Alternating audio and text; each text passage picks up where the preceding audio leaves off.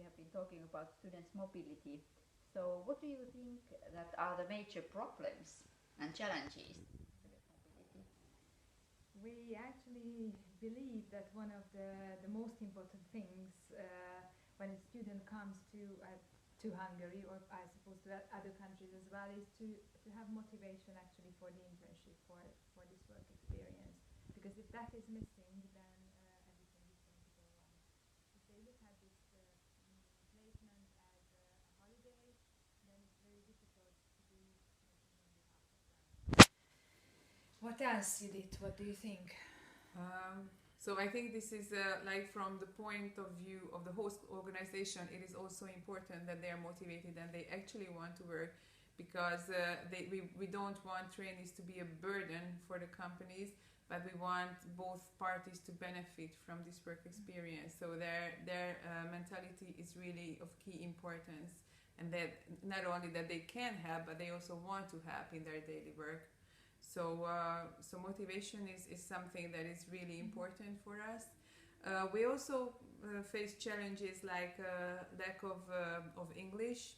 Like a very poor English could be also a burden to an effective mobility, because if they cannot communicate with the hosts cannot tell them exactly what to do, how to do. They will not learn as much as they could if the communication was better. Yeah. So we found out that a very good way to prevent these problems and to avoid these difficulties is to do a Skype interview prior to the actual work experience. So we talk to all the students before they come here, so we actually can check their level of English. And we normally receive a CV and a motivation letter. We ask actually specifically from the students, but even that sometimes can be misleading, because the student maybe writes it with the help of a teacher or with a friend, and maybe they want something totally different. And when we have the Skype interview, usually through that we can really specify what exactly a student wants, and that I think helped us a lot of times, to avoid problems and prevent these kind of things. Yes. Okay. Can you give us an example of a problem that has occurred? Well, actually we've had a Danish girl, for example. She was placed in a 5-star hotel, and in the second day she just realized that this is not what she wanted.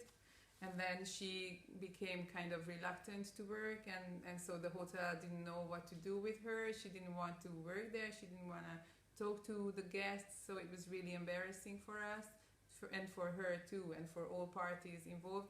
So we eventually took her out of there, and we gave her some other kind of work. But this was at the time when we didn't do the Skype interview, so we didn't have an exact idea about what she wanted to do. We just found her the work placement based on the CV and the motivation letter, and it was really misleading. Okay. So Skype interview is the key word. Yeah. Well, maybe not the key, but it helps us a lot. It helps a lot. Yeah. Okay. Yeah. Good. Thank you. Okay. You're welcome.